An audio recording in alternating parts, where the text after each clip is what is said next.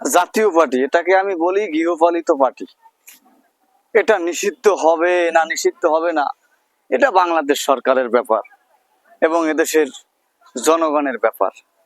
আমি একজন সাধারণ জনগণ হিসেবে আমার মতামত দিই।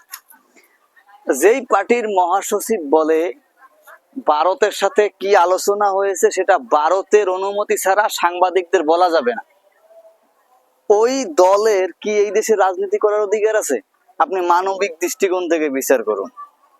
তারা জুলাই আন্দোলনে যে ভূমিকা রেখেছে, হাসু এবার ফ্যাসিস্ট হওয়ার প্রধান উৎসাহ ছিল জাতীয় পার্টি। এরপরে ভারতের কথা আমি বলবো। এই জাতীয় পার্টির এই মহাসচিবকে উচিত ছিল হেফাজতে নিয়ে জিজ্ঞাসাবাদ করা যে ভারতের সাথে আপনার কি কথা হয়েছিল, ভারতের অনুমতি ছাড়া যা আপনি দেশের সাংবাদিকদের কাছে বলতে পারতেন না। তো এইরকম একটা পার্টি, এইরকম একটা লোক তার নিষিদ্ধ চাই, এই চাই সেই চাই, কিন্তু আজ পর্যন্ত কেউ তার বিরুদ্ধে আদালতে কিছু দাখিল করলো না। আমি সাধারণ মানুষ, অর্থ করি নাই, কোনো মূল্যায়নও নাই, তা না হলে আমি ওনার ওই কথার এগেইনস্টে আদালতে একটা রিট দাখিল করতাম।